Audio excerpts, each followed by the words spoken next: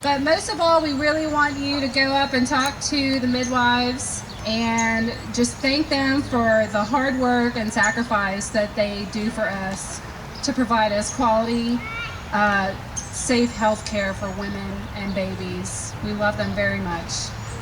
And speaking of, the idea for holding this event came from several different sources. I lived in Virginia for a few years where they had just gone through a very rigorous state licensure regulation process, and they were very politically active. So when I moved back home, I really wanted to kind of do the same thing. Because we really wanted to show the community, show other healthcare providers, just show the public too how much they are supported. We just need to be more out there and let everybody know how much we love them. Mama. So, just to give you a little bit of history about the event, it actually came from the International Confederation of Midwives conference that was held in the Netherlands back in 1987. And the International Midwives Day was first celebrated on May 5th, 1991, and has now been observed in over 50 nations around the world. And their overarching theme for every year is "The world needs midwives today more than ever."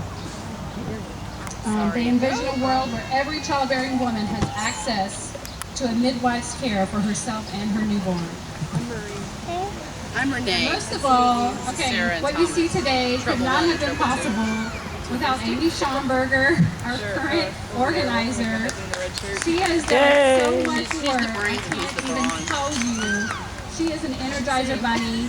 She lives on caffeine. She drinks it at like 1 in the morning before she goes to bed. She's crazy. But, and then of course, we really wouldn't be here too if it wasn't for Mariah Boudreaux, who thought to make up the Louisiana Natural Birth Meetup group in the first place. So we thank her. Love her so much. And she was the one who actually was able to get the proclamation, and she wrote the proclamation that Bobby Dindal signed. So thank you, Mariah. So with that, well, and obviously the midwives, we will, of course, we would know her before all of us, so we wouldn't be here because of you. So that is it. I'm going to hand it over to Mariah, and I think she's going to talk about the history of the group, right? Okay.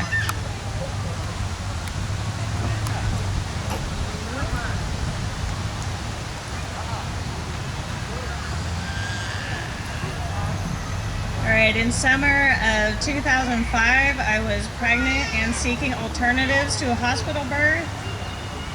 Internet searches gave me no results for Louisiana birth centers or midwives. The one home birth support group I found in Baton Rouge was no longer active, but I kept searching for options. In October of that year, my husband and I birthed our fourth child at home alone. It was a beautiful, sacred moment and one of the happiest days of my life. But still, I remembered the solitude of that pregnancy. The following spring, I sought to reach out to other women who were seeking home birth. It took only a few meetings, though, before I realized that it was not just home birthers who needed resources and support. It was all women seeking natural birth options. And thus was founded the Louisiana Natural Birth Group. We are a resource site listing birth professionals, classes, and services which assist women choosing unmedicated birth. We are a support group sounding off on the message board, seeking common experience, referrals, and advice. Primarily, though, we are a meetup group, a gathering of women regularly sharing each other's joys and sorrows, frustrations, and elations. Our goal is to promote natural birth as a healthy, empowering, doable option. We envision birth as a natural process, one requiring great inner strength and surrender, and one which needs minimal interventions. As women, we are strong, but that does not mean that we need to be alone. The vision of the Louisiana Natural Birth Group is to work with birth professionals from all facets of the field: obstetricians, nurse midwives assisting in hospital, professional midwives assisting at home, doulas, and other birth assistants. We want to work together to ensure that each woman seeking a non-medicated birth will be encouraged in her choice to do so. We promote this path because natural birth is not simply the brave thing to do or the trendy thing to do, and we certainly hope it is not viewed as the extreme thing to do. For the vast majority of women and infants undergoing normal pregnancies, natural birth is the optimal thing to do. Each child's birth is a moment a mother will remember forever. Thus, it should be a moment of beauty, intimacy, and sacredness, one that is treasured and shared with joy. Too often, a woman's birth is a grievous story of fear, helplessness, and manipulation. We encourage families to be proactive in their births, ask questions, make informed choices, anticipate a wonderful birth, and share those experiences with others. Since our beginnings 4 years ago in March 2006, over 300 members have come through our website from New Orleans and St. Charles, from Homa to Shreveport, and everywhere in between. Today we are 244 members strong. We are the Louisiana Natural Birth Meetup Group.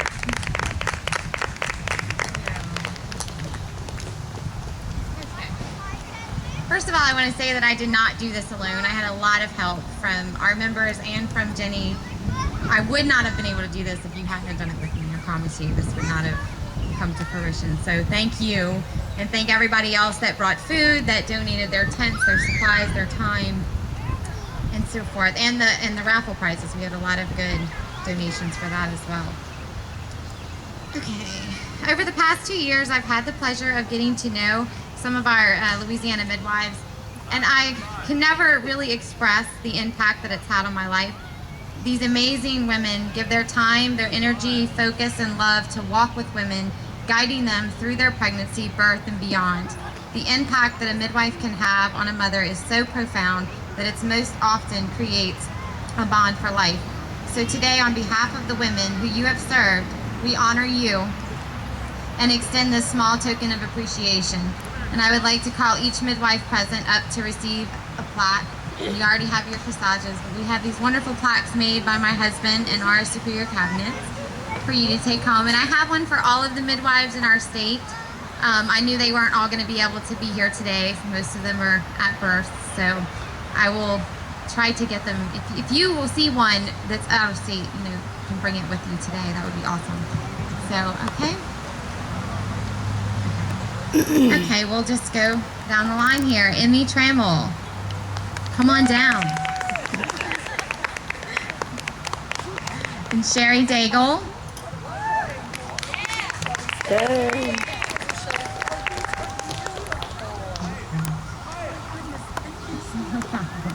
Ann Lestraps. Kathy Acree. And Brenda Broussard. And just to let you know, we have, I think, 28 midwives in our state. There are a lot of them throughout. We have 7 CPMs and 20, I forgot the numbers, 21 CNMs working in hospitals throughout the state. And now Kathy Acree is going to speak a little bit about the history of midwifery in Louisiana, since she has been here through all of that and has a lot of insight to give us on where we've come from. And then Sherry is going to talk a little bit about where the future is going for midwifery in Louisiana. Thank you, thank you. What a blessing and a joy it is for me to be here today to speak as a midwife, an old warrior. I came to this corner across the street and had my first child on August the 30th in 1975. So I delivered my first child 35 years ago right there. At that time, your husband was not allowed to be with you in the labor and delivery room. All babies went to the nursery. If you wanted to nurse your baby, you had to get out of the bed yourself and walk down to the nursery. There was no rooming in. When I was in labor across the street right there, I was one of 15 other women who were in labor at that time, and the only privacy that we had was a curtain in between the bays of stretchers with all of us in labor on it. Remember, at this time, 35 years ago, women traditionally did not get epidural anesthesia. You could either get what they call the shot, which didn't really take away the pain, it just sort of made your head roll around on the pillow a lot. Or they could just totally knock you out when you went to the delivery room. From that experience, I decided to begin researching other options in childbirth and studying what they did in other countries of the world beside the United States, because as a mother and as a wife, it did not feel right that my husband did not share in our daughter's birth almost 35 years ago. We began rallying as childbirth educators in those days to help other women seek education and knowledge about normal physiological birth.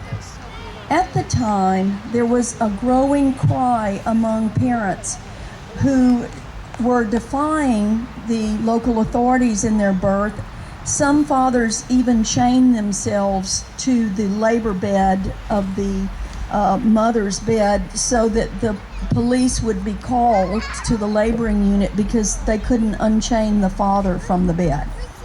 This is how politically it ignited this issue was. In 1979, after the birth of my second child, who was delivered by a certified nurse midwife on Christmas Eve in 1978, a birth in which I had no anesthesia, and the only people in that room on Christmas Eve were my midwife and my husband. That night, my whole world changed. And at that time, I decided that I would seek out other midwives in my area and begin developing a program here in Louisiana to license midwives. The CNMs shortly after my son's birth in 1979 were let go from the hospital and the birth center. The OBs did not want to accept any medical malpractice liability to continue backing up the CNMs. So there was nobody left who would let you have a natural childbirth. Communities have a way of creating what they need in their societies. And what do you think happened? People began studying midwifery on their own, and they began having unassisted births. At the time that I started the Licensure Act as a legislative effort, we gathered up over 250 members to help us organize and to help us raise funds. At the time, Governor Edwin Edwards was governor. Myself and two midwives from New Orleans founded the Louisiana Midwives Association, and the Louisiana Midwives Association developed the bylaws and developed the act in which we would license midwives in the state. Little did I know that Governor Edwin Edwards' mother was a midwife. When I went to meet with him privately in 1982 and told him what we were attempting to do, he said, "Do not worry, it will happen," and we passed by one vote. I've always said that that was God's vote. Because I was the first midwife that qualified under the Louisiana Licensure Act, I was trained by an OBGYN. I was not trained by a midwife because there were no midwives to train other midwives.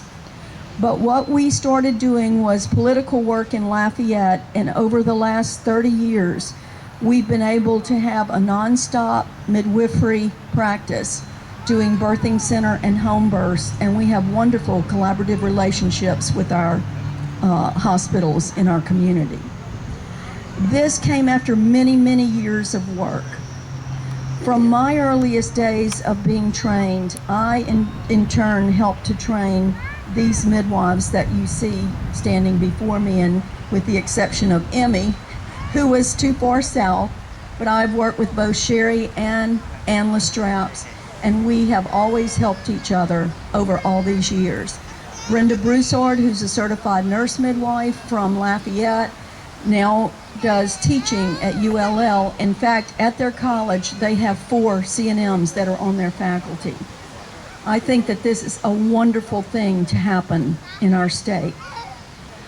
We are so proud to be here today, 30 years later, to see a new generation of women and men who want to come forward and train to be midwives.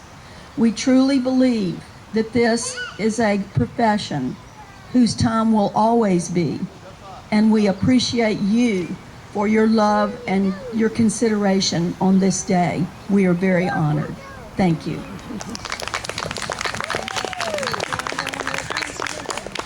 Highway. I say, there's my competition. I leave 15 people behind me happy, and so do they. They deliver 9,000 babies a year, okay? So anyway, we're up against something that's pretty tough. It's uphill all the way. Lindy asked me to share a few things with you. First of all, the MAMA campaign, that's Mothers and Midwives. For what, Amy? MAMA campaign's on Capitol Hill to help with legislation that will advance midwifery and advance women's choices in their births. They're looking at language of the certified professional midwife in legislation to be approved by September that will give CPM legal status at the federal level so that each state has to recognize the CPM as a primary maternity caregiver. This is light years away from where we ever thought we'd be. Another, and people have mentioned, is that CNMs and CPMs are working together more than ever before. We do the same thing. We may do it in different places and we may not, but the concept is with woman, not with or without intervention, not with or without policy, with woman. MEAC, the Midwifery Education Accreditation Council of the United States, and NARM, the National Association, North American Registry of Midwives, are revamping the accreditation process for all midwifery candidates. And we get mixed reviews on this, but we're looking at tightening up some of the things that the powers that be have against midwifery. What is the standard procedure for training? What is the educational process? And the answer is never the same, and that probably will have to tighten up, and MEAC and NARM are looking at doing that. Okay. They're demanding more coursework for midwifery schools. There's also a third I wanted to mention. There's a certified midwife where the American College of Nurse Midwives not only recognizes nurse midwives, but direct entry-level midwifery programs as well, and their graduates. Okay? This is a big one. I was approached by somebody, and I have to say, Sandy, I thought I was talking to someone else. She said, is it true that SLCC is opening in 2011? I said, yes, it is. So she had the secret before everybody else. The South Louisiana Community College is opening a direct entry midwifery program in January of 2011. So that's a huge, Louisiana's never seen a midwifery school before in its history. Yeah, that's not true. No, I'm sorry, an accredited midwifery school. It was accredited. Birthright Education Center in Lacombe, Louisiana was accredited by me. I wasn't here, I'm sorry. So I was gone. Please forgive me. And the Seattle Midwifery School is now offering through Bastyr University, a bachelor's and master's of midwifery programs. And then the other thing on the horizon is that MANA, the Midwives Alliance of North America, is holding its conference this year at the farm in Tennessee. So we'll be kept up to date as we go on what's happening, what is the future of midwifery.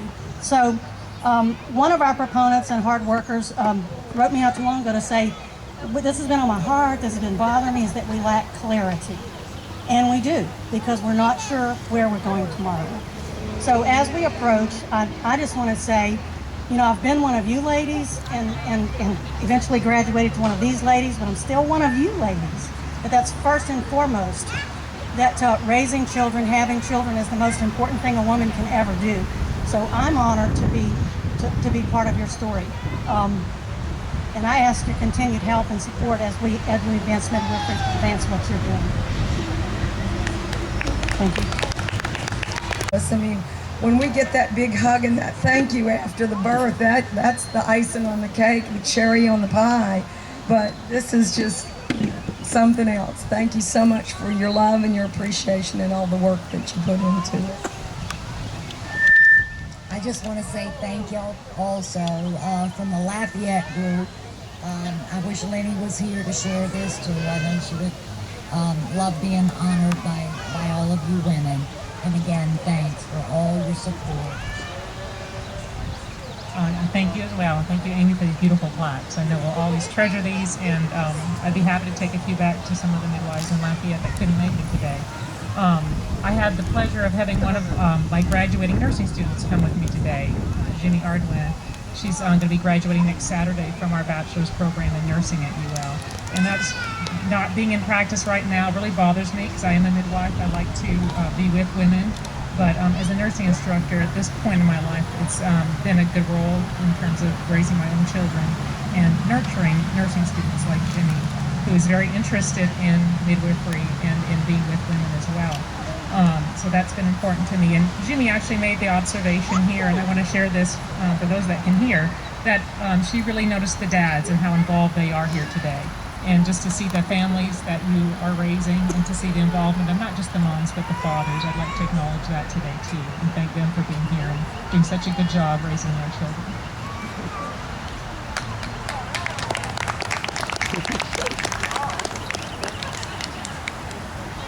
The only other thing I wanted to add is we do have a couple things going on in the back over here. If you haven't already done so, please sign in at this first little tent when you walk up. Just give your name and your contact information so that we get a kind of an idea of who came. And then Mon Petite Chow is a business owned by our New Orleans organizer, Amanda Devereaux, who has a couple things out there for you to look at and some purchase, I think, today as well. So please stop by there and see what she has. And then next to that, we have a raffle booth. We have a couple really good prizes over there that have been donated by other members. We have a sign, a Go Tiger sign. We have a gift basket from Element OP with some Charlie soap and some other little nice odds and ends in there, and a book package with Your Best Birth, Ina Mae Gatskin's Guide to Childbirth and Birthing from Within, and a New Mother's Mother Love, a New Mother's like package. So please go over there and buy a raffle ticket. They're $5 a ticket. There's a lot of prizes over there. You get chances of winning there. So help us out with that. And then also we have t-shirts like the one I'm wearing for sale at the back table. We have white ones and black ones and regular t-shirts in the women's style. And so stop by that table if you want to purchase a t-shirt today. Oh, and a game. Where's Celeste? Celeste is over here in the orange baby wrap, and she is going to be at our sign-in table. If you'd like to participate in our history of midwifery game, it's kind of like a scavenger hunt type game. There's a few questions on there for you to answer, and if you need help, you can find one of these lovely midwives to help you answer the questions and then turn them back in at the sign-in table. And when I announce the winners for the raffle, I'll announce the winner for that game as well, and you'll get a t-shirt and a tote bag. There'll be 2 winners. So. And then other than that, just enjoy yourselves. Please help yourselves to some food and some water and some games. And I have crafts, but I need somebody to volunteer to do them with the kids. So if you want to do that, please come see me and we'll set that up. All right, and thank you all for coming.